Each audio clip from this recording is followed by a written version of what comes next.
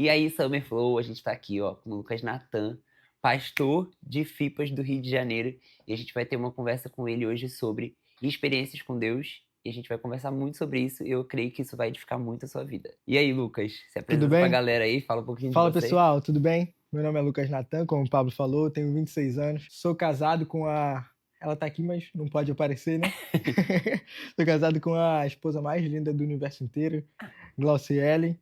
A gente lidera Filho de Pastores hoje, do estado, mas somos líderes desde os 19 anos. Muito bom. Ô, Lucas, a gente vai falar de experiência com Deus. Quando foi, tu lembra da tua primeira experiência, assim, aquilo que te marcou, uma experiência sobrenatural Cara, com pior que Deus? eu lembro, a minha primeira experiência com Deus, assim, acho que é a mais marcante, foi num culto de quarta-feira. Aí eu lembro que eu tava passando muito mal, muito mal. E eu tava com uma dor muito forte na barriga. Aí meu pai morava uns 40 minutos da igreja, então era um trajeto longe, né. Aham. Aí meu pai falou assim: "Não, fica em casa e tal, que eu vou pra igreja sozinho".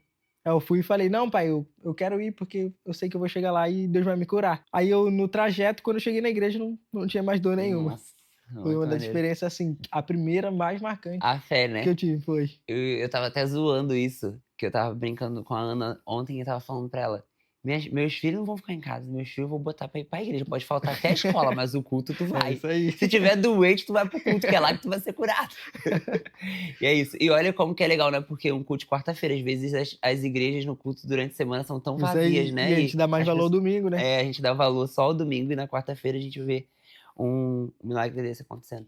E batismo no Espírito Santo, que a galera tanto, né, fala assim: eu quero ser batizado, eu quero ser batizado. Tu lembra quando foi teu dia que tu foi cheio do Quando Espírito? foi a primeira vez, eu lembro, assim, foi, tipo assim, pra mim foi um choque, porque pra todo mundo eu tinha que ser batizado primeiro, porque eu era filho do pastor, né.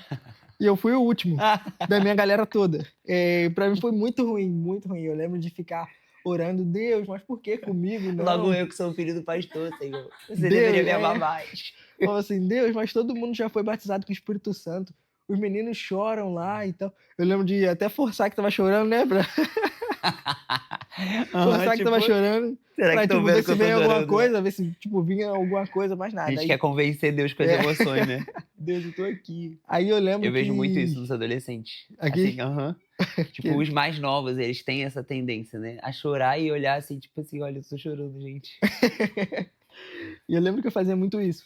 Aí eu lembro que uma vez a gente foi num retiro, assim, de adolescente, a gente devia ter uns 13, 14 anos. Aí uma irmã lá da igreja, que lá na minha igreja era, né, agora nem tanto mais, era mais a igreja do reteté, do fogo e tal.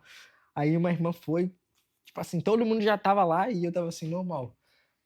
E todo mundo já caindo lá, chorando e tal, e eu nada. Aí foi, e a irmã foi, começou a orar assim no meu peito. Aí eu senti um arrepio muito grande, senti meu corpo todo pegando fogo.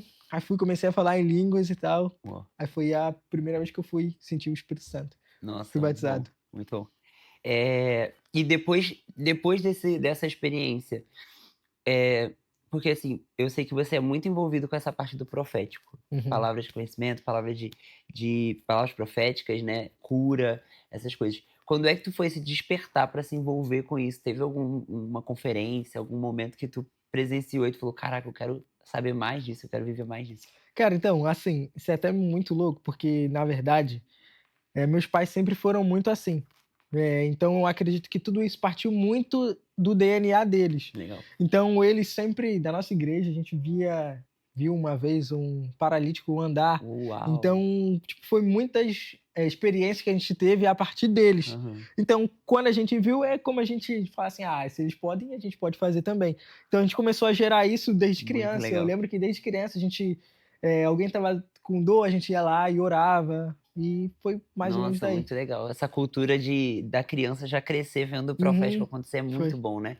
Porque eu lembro que eu também, minhas primeiras experiências foi por causa que eu via, né? E até tem uma história engraçada que quando minha mãe se separou do meu pai e tal, ela não foi mais pra Quadrangular. E aí eu não podia ir porque era longe. Então minha avó me levava na Batista, que era só atravessar a rua, eu ia pra Batista.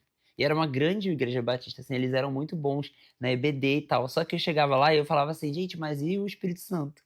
Eu questionava, Aham. né? Tipo assim, quando é que a gente vai falar em línguas? Porque eu já era batizado. E o pessoal, não, isso não existe. Eu ficava assim, gente, esse pessoal é esquisito, né? Tipo, não é possível, eu sei. E hoje, por incrível que pareça, né, eles foram renovados. Renovado de Então, verdade. a Batista lá agora crê nos dons, dá vontade de voltar lá e falar, eu falei desde o começo, se você tivesse me ouvido, né? Você já tinha vivido essas experiências. Caraca, muito legal. Eu nunca vi um paralítico, assim, só por vídeo, né? Mas assim, num culto, eu acho que eu não lembro.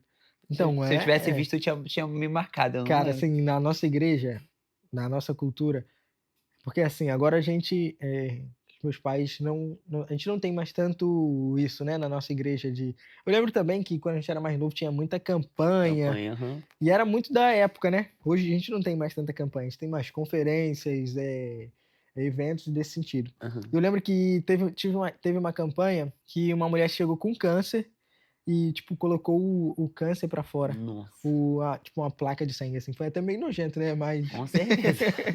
foi até Não, meio mas é muito nojento, legal mas ver essas curas, né. A gente presencia curas, assim, lá na Oeste, né, lá na minha igreja, mas são curas espontâneas, né. A gente recebeu a palavra, a gente liberou a palavra, ninguém falou nada. Aí depois de umas semanas a a pessoa fala: pessoa "Cara, eu fui aham. curada, o câncer que estava no meu pulmão desapareceu". A gente já teve do seio e do pulmão.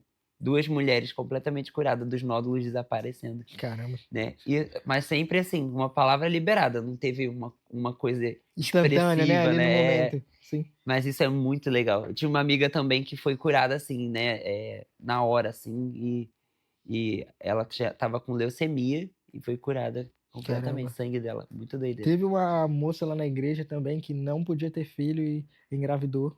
Caramba, então foram diversas e diversas palavras que a gente viu acontecer ali no momento, né. Eu acho que isso moldou muito o nosso caráter pra profético, E palavras nesse sentido. vocês carregam isso, vocês passam isso para os jovens adolescentes. Sim, Nossa, isso é sim. muito legal também. A gente gerou eles assim, agora a gente não lidera mais, né, mas no momento que a gente liderava, a gente gerava eles muito no profético. A gente fez até um exercício lá agora de profético, né, aquele que a gente faz 1 e 2. Aham, A gente fazia isso muito lá na igreja. Teve um também que a gente aprendeu na escola de verão, que era aquele do animal e do presente que ganhou no Natal e do aham. quarto. A gente fazia muito isso lá na igreja também, esses exercícios para os jovens e adolescentes já A crescerem com aprendendo a ouvir a essa voz de sim, Deus. e com essa palavra profética já dentro deles, né. Muito legal. E como agora uma pergunta mais curiosa mesmo, como é que você percebe a voz de Deus? Porque cada um percebe de um jeito, né, tem Ah, gente sim. que tem visões, tem gente que ouve, tem gente que sente, assim, uma coisa dos sentimentos. E você, Lucas Natan, como é que tu percebe? Sim, então, eu fiz uma eu vi, assim, um estudo, eu fiz até com o pastor Teófilo, né, Uhum, ele fala que tem diversas maneiras de a gente ouvir a voz de Deus. Eu ouço por imagens, na verdade eu vejo, né. aham, Por exemplo, eu vou liberar uma palavra para o Renan, aí eu tô orando por ele e vem uma imagem, assim, de um cachorro. Então eu sei que ele, tipo, teve algum problema com o cachorro, ou vem de uma família, algo nesse sentido. muito bom. Ou de um, tipo, não sei, um coração, então eu sei que algo ali no coração dele tá Nossa, muito legal. quebrado, então eu vejo muito Aham, por imagem. muito bom. Eu tenho aquela coisa, né, depende do momento, mas geralmente também é imagens comigo, né, e aí eu acho que até, tipo assim, eu fico pensando: "Cara, quando pra Deus falar por imagem é porque eu não ia entender nada, ele teve que desenhar". Se ele falasse tudo eu ia ficar: "Hã?". E aí, às vezes a experiência é simples, e às vezes ela também é muito complexa, né, eu já tive uma visão que foi quase um episódio da Netflix, assim. Foi Caramba, tanto tempo de visão, que quando eu fui explicar para o menino, eu falei: "Senta aqui, porque eu vi tanta coisa que eu tenho que te contar nos detalhes", né. E aí eu fui contando e tal, e foi engraçado porque descreveu a vida dele, mas sem ser tipo assim: "Ah, eu te vi assim, assim". Eu tinha visto uma empresa e tal, não tinha caramba. nada a ver com a vida dele em si, mas todas as coisas se configuravam numa coisa que estava acontecendo, Ah, né, era uma legal, alegoria do entendi. que acontecia na vida dele. Cara, Eram muito passos, legal. né, era um quebra-cabeça. Aham. E assim, ele foi compreendendo e a gente foi desvendando tudo aquilo que Deus falou, foi muito legal. Legal. Então Lucas, a gente tem essa veia do profético, a gente ativa pessoas para isso. Eu queria te perguntar qual tu acha que é a importância disso se manter, porque tu falou assim: "Cara, não tem mais tanta campanha na Uhum. igreja", e tá tudo bem também, porque a gente entende que são estações, Deus Sim, faz, verdade.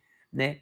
Só que qual a importância da gente não deixar que a veia do profético, ela desapareça no meio dos jovens adolescentes, sabe. A igreja precisa continuar falando disso, ensinando isso, né, igual lá na Oeste a gente tem a escola do sobrenatural, uma vez no ano a gente volta a falar sobre a voz de Deus, como Sim. ouvir a voz de Deus.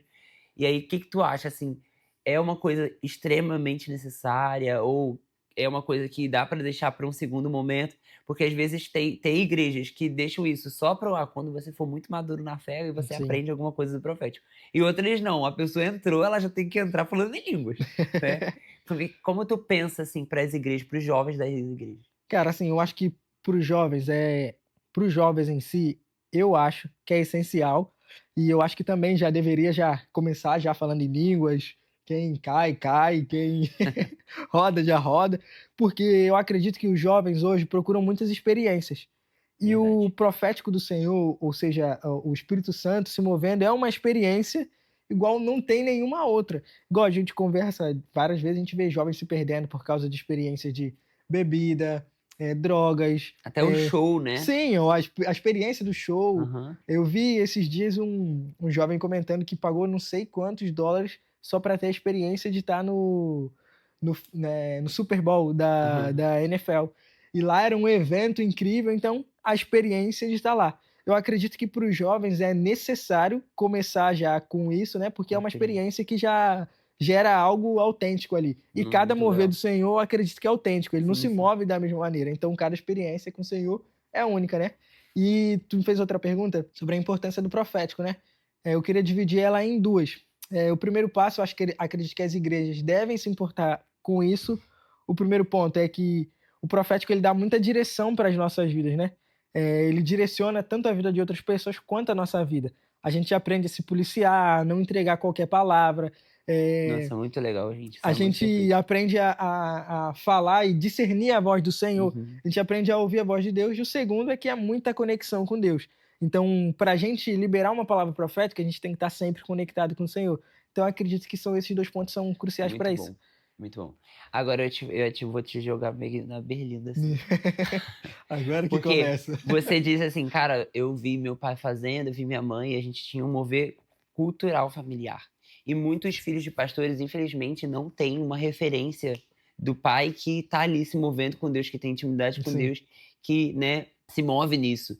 E aí acabam crescendo numa religiosidade, né. Tem muito filho de pastor que cresce vendo os pais vivendo uma religiosidade. Um dia até vazou aí um vídeo na internet, né, era uma live que o cara não sabia que estava ao vivo já, e ele tá batendo, ele bate na esposa dele, é pastor e sim, eu bate na vi. esposa dele, né. E isso é uma realidade, eu não tô dizendo que é uma realidade quadrangular, mas Sim, provavelmente sim, porque tem 14.000 é. igrejas, então Então alguém deve passar por algum isso. pastor quadrangular pode ter esse tipo de conduta. Mas o que que você, como líder dos filhos de pastores, pode aconselhar para um filho de pastor que não tem dentro de casa o pai como uma referência para a vida com Deus? Como ele pode viver disso? Assim, como que ele pode se aproximar de Deus? Quais são os passos práticos para ele conhecer a Deus, Sim. já que ele não teve essa referência? Então, assim, um dos nossos maiores dilemas como filho de pastor, um dos nossos maiores problemas é o pastor que não consegue ser, o pai que não consegue ser pastor. Eu acho que isso a gente vai carregar até quando o Senhor voltar, porque é muito difícil para um pai diferenciar ser pastor e diferenciar ser pai. Aham. Porque ele acaba, eu, por exemplo, passei por diversas vezes por isso, né? Fazer um monte de besteira lá na igreja e todo mundo ia lá na nossa igreja, ia para o banco, né? Ficava no castigo. Eu nunca passei por isso. Então, para mim era diferente. E eu acredito que para os filhos de pastores também seja isso. Então, o que eu fiz, que eu posso dar o conselho para fazer, claro que não existe uma regra. Tem alguns pastores também, tem alguns pais também que sabem diferenciar e ser pastores, mas é um mínimo de, não sei, 3% de 100%. Então, o conselho que eu daria é procurar outros pastores para se tornarem referência, ter contato, igual eu. Eu tive o pastor que era o irmão da Glaucia, né, que era pastor de uma outra igreja quadrangular, mas que acabou ele me pastoreando, me discipulando. Isso me ajudou bastante.